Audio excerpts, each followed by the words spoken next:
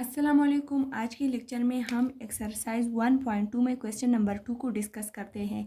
Question number 2 में कह रहे हैं कि कैलकुलेट द फॉलोइंग। अब इन फॉलोइंग को इन सारे को हमने कैलकुलेट करना है। Then estimate by rounding off the numbers. फिर हमने क्या करना है, फिर हमने राउंड ऑफ करना है इन नंबर्स को और उसके बाद हमने कैलकुलेशन करनी है to check if the answer is reasonable. इसके लिए कि आंसर हमारे पास जो है, जो राउंड ऑफ करने के बाद हमारे पास आंसर आया है वो रीज़नेबल है कि नहीं। तो ये हमारे पास दो आंसर इसमें आते हैं और उसको हमने फिर चेक करना होता है। तो अब आइए देखते हैं इसको कैसे सॉल्व करते हैं। एक्सरसाइज 1.2 है ये। इसमें क्वेश्चन नंबर 2 में ए आंसर जो है वो क्या है, 6,258 को प्लस करना है 3,422 के साथ। इसको हम 8 और 2 10 हो गया, 1 कैरी, 5 और 1 6 7 8, 2 और 4 6, 6 और 3 9। तो ये आंसर जो मेरे पास आ गया, ये मेरे पास कैलकुलेटेड आंसर है।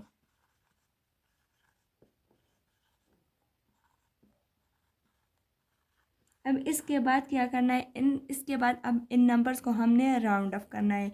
तो 6,258 को मैं राउंड ऑफ करूँगी 1000 प्लेस तक, 1 10 100 1000। तो इन दोनों को हटाना है, तो 8 की जगह 0, 5 की जगह 0, 2 की जगह 0। 2 5 से लेस है तो 6 ऐसे ही रहेगा, 6 इंक्रीज़ नहीं होगा क्योंकि 2 जो है वो 5 से लेस है। अब 3,422 को भी हम राउंड ऑफ करते हैं, तो 2 की जगह 0, 2 की जगह 0, 4 की जगह भी 0 और 3 जो है वो भी ऐसे ही आ जाएगा क्योंकि 4 जो है वो 5 से लेस है। अब राउंड ऑफ करने के बाद हमने इन दोनों को क्या करना है, प्लस करना है। 0 और 0 0 0 6 एंड 3 जब ऐड होगा तो 9 आ जाएगा। ये मेरे पास एस्टिमेटेड आंसर आ गया।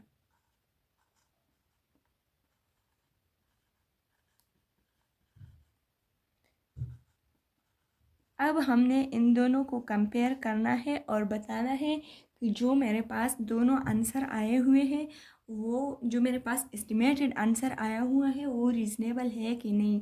तो रीज़नेबल तब होगा जब इन इन दोनों आंसर में डिफरेंस ज़्यादा नहीं होता। वैसे भी हमें पता चल जाता है कि डिफरेंस ज़्यादा है कि नहीं, लेकिन इसके चेक करने का एक आसान तरीका है।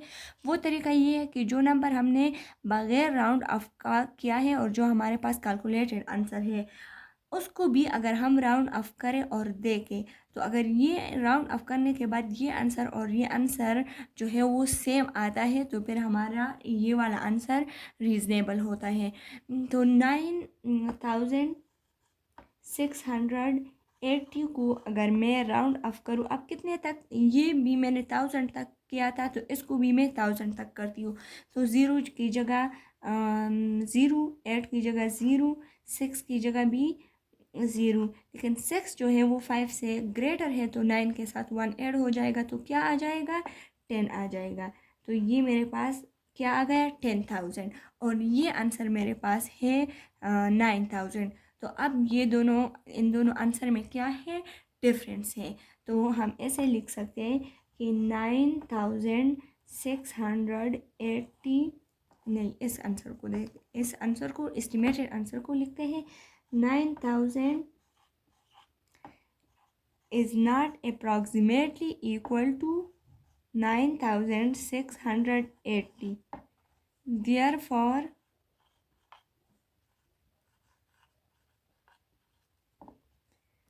our answer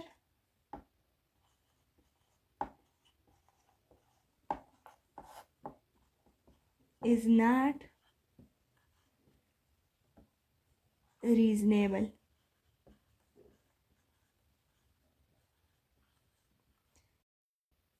अब बी क्वेश्चन की तरफ आए। बी क्वेश्चन में जो है वो है 11,852 इसको प्लस करना है 48,412 के साथ। 2 and 2 4, 5 and 1 6, 8 9 10 11 12, 1 carry, 8 9 10, 1 carry, 4 5 6। तो मेरे पास ये आंसर जो है ये कैलकुलेटेड आंसर आ गया।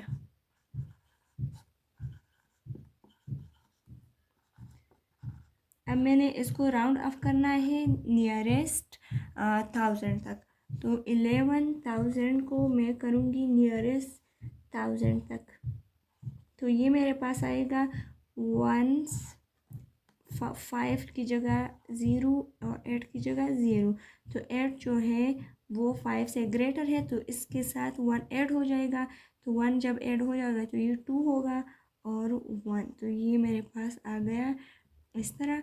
और 48,412 को जब मैं करूँगी तो 2 की जगह 0, 1 की जगह 0, 4 की जगह 0, 8 ऐसे ही आएगा क्योंकि 4 जो है वो 5 से लेस है। और 4 बी रूल्स मैंने पहले ही बता दिए थे क्वेश्चन नंबर 1 में।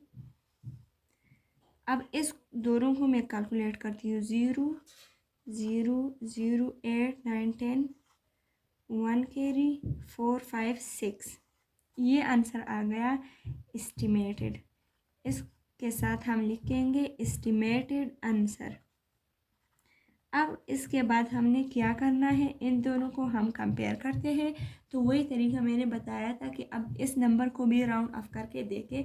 अगर ये राउंड ऑफ करने के बाद इसका इक्वल आ जाता है, इससे ये यही आता है, तो फिर ये हमारे पास रीज़नेबल होंगे। तो इसको अगर मैं 60,000 टू 64 को मैं अगर राउंड ऑफ करूँ तो इसकी जगह 0, इसकी जगह 0, 2 की जगह 0, और ये 5 से लेस है तो ये ऐसे ही आएगा। और ये तो ये मेरे पास 60,000 का इक्वल आ गया। तो ये दोनों इक्वल आते हैं, मीन के राउंड ऑफ करने के बाद ये नंबर भी इस नंबर का इक्वल आ जाता है। तो ये मेरे पास क्या आ गया, ये मेरे पास रीज़नेबल आ गया। तो मैं लिख सकती हूँ कि 60,000 approximately equal to 60,264. Therefore, our answer is reasonable.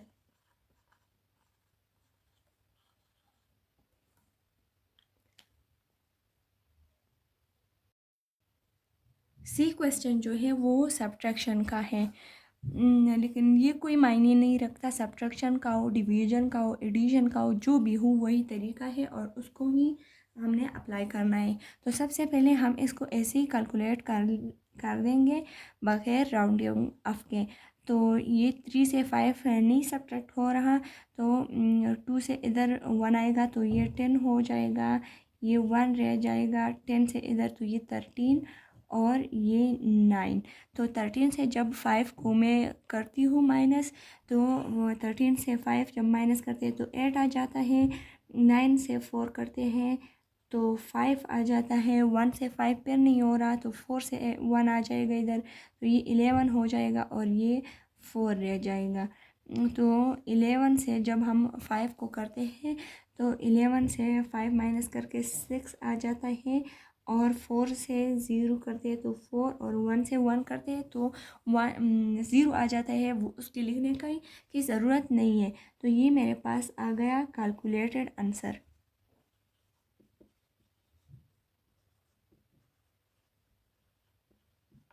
अब मैं क्या करूँगी कि इन नंबर को मैं राउंड ऑफ करती हूँ नियरेस्ट 1000 तक। तो मेरे पास 15,203 राउंड ऑफ हो जाएगा। तो ये मेरे पास आएगा 3 की जगह 0, 0 की जगह 0, 2 की जगह भी 0, और 2 की जगह 0, और 15 वैसे आएगा क्योंकि 2 5 से लेस है। अब 10,000 545 को मैं करती हूँ राउंड ऑफ, तो ये मेरे पास 5 की जगह 0, 4 की जगह 0, 5 की जगह भी 0, और 5 जो है जब 5 या 5 से ग्रेटर होता है तो 1 ऐड हो जाता है, तो 0 के साथ 1 ऐड होगा तो ये 1 आ जाएगा, और ये भी 1, यानी 10 के साथ 1 ऐड हो गया तो 11 आ गया। अब मैं इससे इसको सब्ट्रैक्ट करूँगी। 0 0 0, 5 से 1 4, और इससे 1 से 1 माइनस करते हैं तो भी 0 आता है, तो लिखने की ज़रूरत नहीं है। तो ये मेरे पास आ गया एस्टिमेटेड आंसर। अब इन दोनों को मैंने क्या करना है, इन दोनों को मैंने करना है कंपेयर। कंपेयर करने का यही तरीका है कि इस नंबर को भी राउंड ऑफ करें। 4000 जो आपने बगैर राउंड ऑफ क्या कैलकुलेट किया हो उसको राउंड ऑफ करते हैं, तो ये 0, 5 की जगह 0, 6 की जगह 0, 6 5 से ग्रेटर है तो इसके साथ 1 ऐड हो जाएगा, तो ये 5000 आ जाएगा, ये 5 हो जाएगा। तो अब देखें 4000 जो है वो तो 5000 के इक्वल नहीं आ गया, इससे ये नहीं आया, तो हम इधर लिखेंगे कि it is not approximately equal to 4658।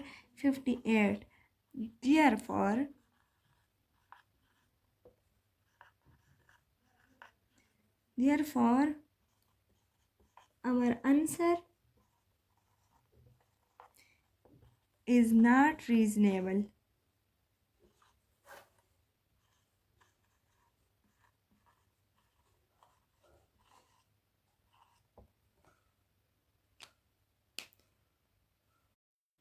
अब डी क्वेश्चन की तरफ देखें, ये भी सब्ट्रैक्शन का है, तो 6 से 5 सब्ट्रैक्ट करते हैं तो 1 आता है, 9 से 1 करते हैं तो 8 आता है, 3 से 4 नहीं होता, ये 13 हो जाएगा, और ये 8 रह जाएगा। 13 से 4 करते हैं तो 9, और 8 से 2 करते हैं तो 6, 4 से 2, तो ये आ जाएगा 2। ये मेरे पास आ गया कैलकुलेटेड आंसर।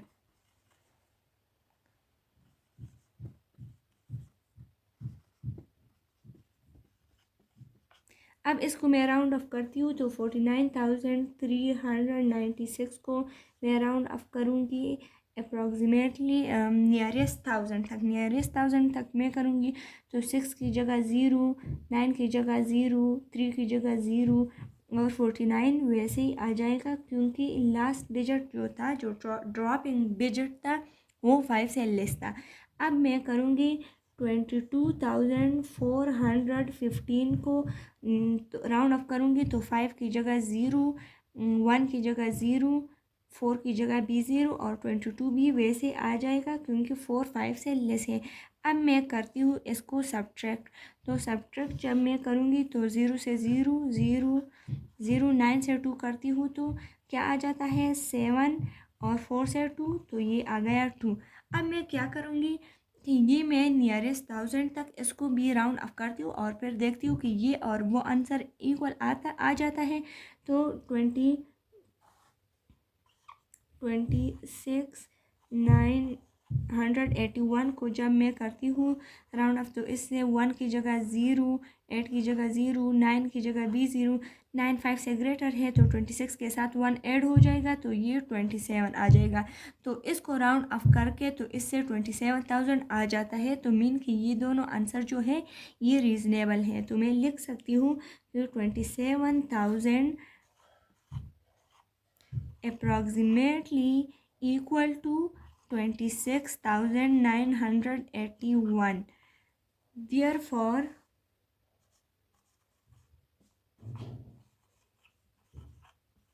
our answer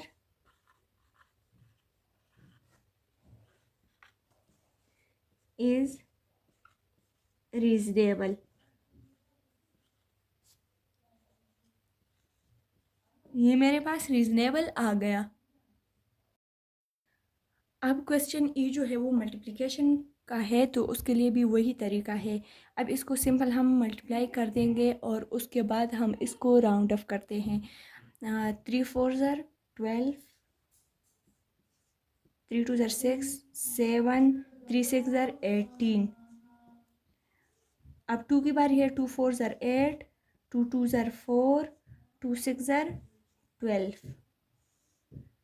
इसको हम ऐड करेंगे। 2 8 और 7 15, 1 कैरी, 8 9 10 11 12 13, 1 कैरी, 2 3 4, ये 4 आ गया और ये 1। ये इसका हो गया calculated answer.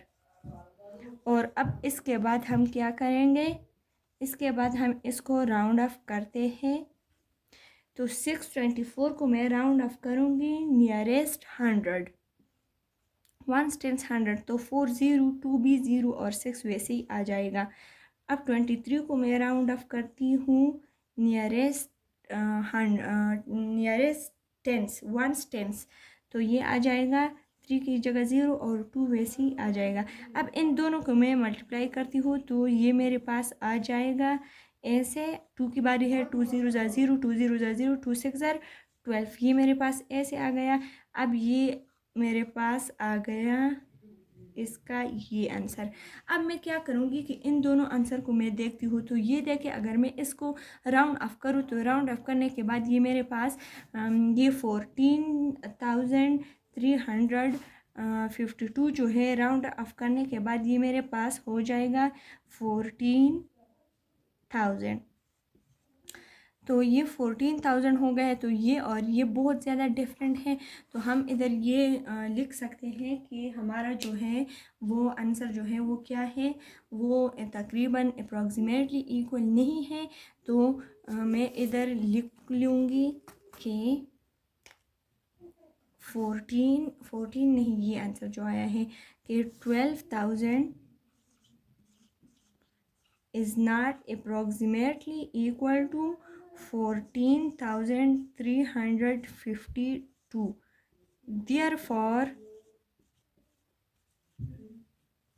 Therefore our answer is not reasonable. ये रीज़नेबल नहीं है क्योंकि ये दोनों जो है इसमें बहुत ज़्यादा डिफरेंस है। अब ये F नंबर क्वेश्चन बी मल्टीप्लिकेशन का है, तो इसको भी वही तरीके से करें। 8 8 ज़र 64, तो 4 इधर लिखेंगे, 6 जो है वो कैरी हो जाएगा। 8 8 ज़र 64, 64 और 6 जो है वो 70 हो जाएगा, तो 7 कैरी हो गया। 8 9 ज़र 72, 72 और 7 72 और 7 79। अब 1 की बारी है। 1 8 ज़र 8, 1 8 ज़र 8, 1 9 ज़र 9। अब इसको हम करेंगे ऐड। 4 8 9 और 8 17, 9 और 7 और 1 17। तो ये मेरे पास आ गया कैलकुलेटेड आंसर।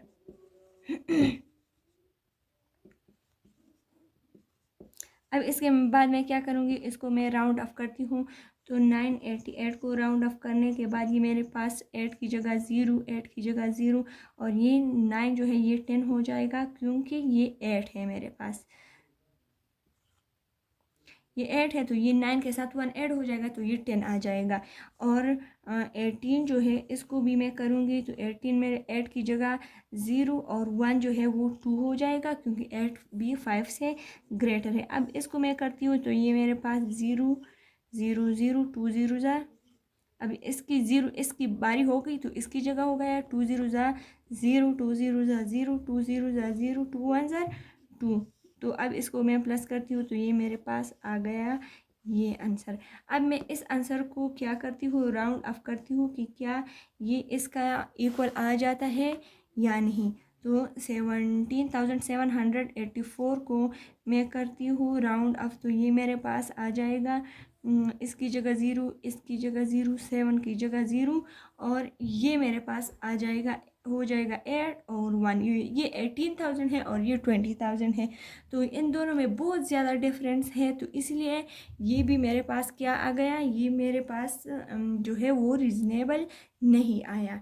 तो इसके लिए भी हम यही लिख सकते हैं कि ये जो आंसर है वो क्या हो गया, 20,000 जो है 20,000 is not approximately equal to 17,784. Therefore,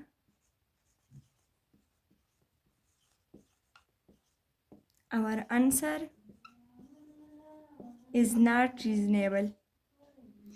ये जो है वो रीज़नेबल नहीं है, इज़ नॉट रीज़नेबल। अब अगर ये दोनों सेम आ जाते तो फिर तो रीज़नेबल हो जाते। अब ये जो है ये डिवीज़न का क्वेश्चन है, तो इसको भी वैसे ही करते हैं। तो ये मेरे पास आ गया, इसको मैं वैसे ही कैलकुलेट करती हूँ। तो ये 13 टू 16 जो है 13,216 को मैं डिवाइड करूँगी 56 के साथ। तो 56 को अगर 2 से मैं करूँ तो 2 6 ज़र 12, 1 कैरी 2 5 ज़र 10, 10 एंड 1 11, 2 2 0 3 7 2 और 1 आ गया। अब मैं इसको करती हूँ 2 के साथ नहीं, बल्कि इसको मैं करती हूँ 3 के साथ। तो 3 के साथ मैं करती हूँ तो 3 6 ज़र 18, 1 कैरी 3 5 ज़र 15, 15 एंड 1 16। अब ये 11 हो गया, ये 10, ये 9 रह जाएगा। तो 11 से 8 8 9 10 11 3 आ जाएगा, और 9 से 6 3 आ जाएगा, और इधर 1 रह गया था तो 1 से 1 ज़ीरो आ जाता है, तो लिखने की ज़रूरत नहीं है।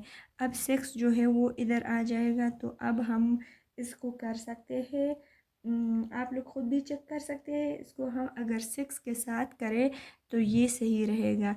6 6 ज़र 36, 3 कैरी 6 5 ज़र 30, 30 और 3 33। तो ये आ गया। तो इसका जो आंसर है इसका 236 जो है ये हमारे पास आ गया कैलकुलेटेड आंसर। अब इसको मैं क्या करती हूँ, इन दोनों नंबर को मैं राउंड ऑफ करती हूँ। तो 13,216 जो है वो राउंड ऑफ हो जाएगा, तो ये 13,000 हो जाएगा, और 56 जो है वो राउंड ऑफ हो गया तो ये 60 हो गया। अब मैं क्या करूँगी कि इन दोनों को मैं डिवाइड करती हूँ। तो इनको डिवाइड करूँगी 13,060 को 13,000 को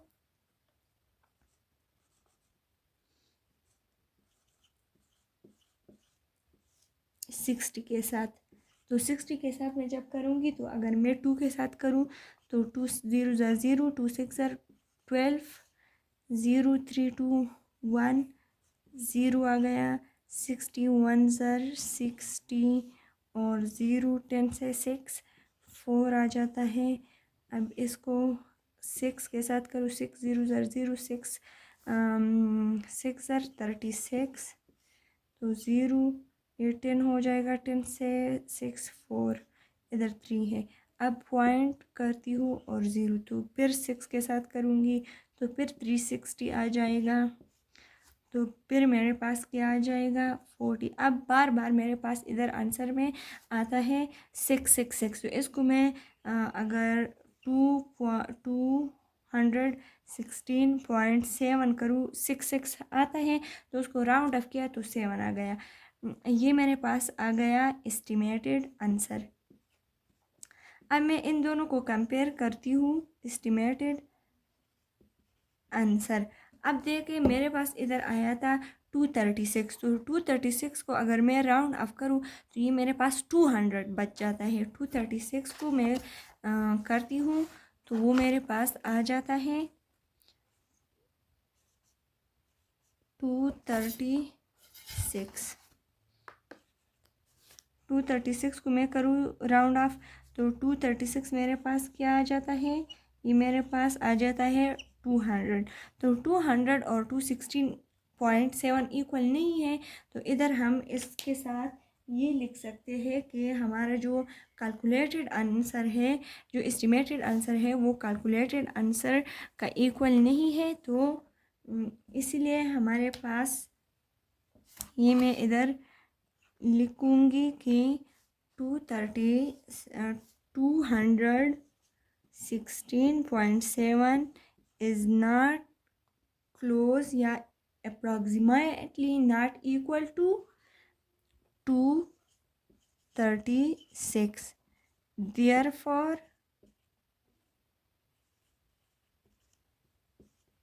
our answer is not reasonable.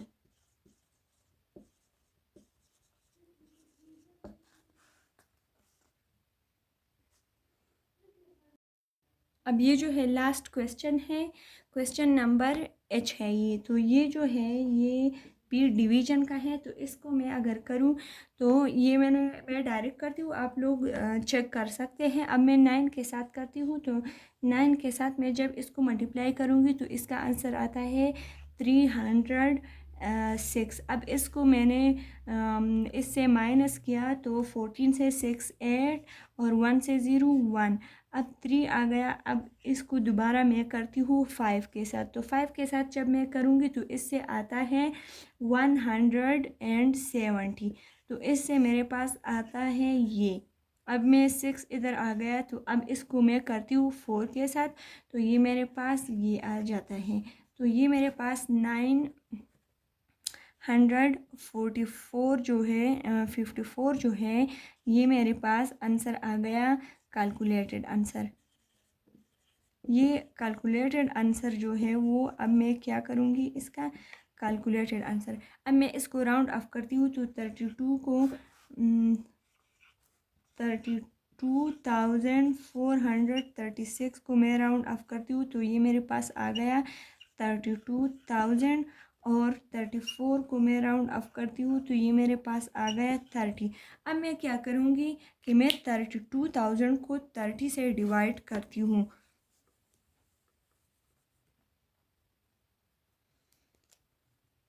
32,000 को 30 से डिवाइड करती हूँ। 0 0, ये 20 आ गया, ये आ गया।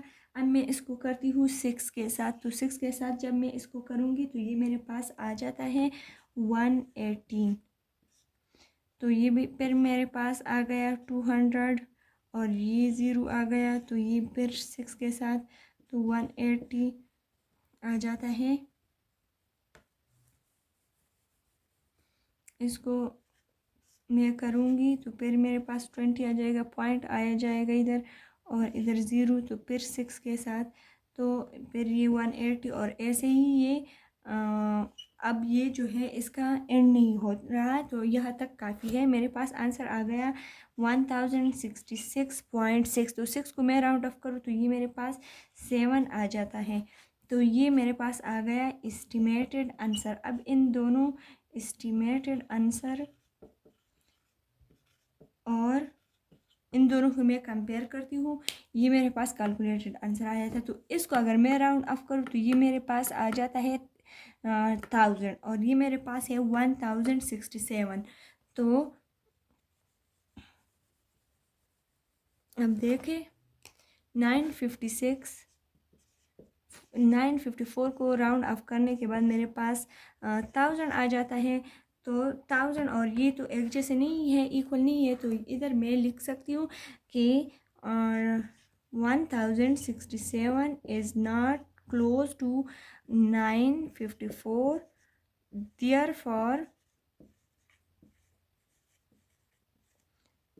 our answer is not reasonable.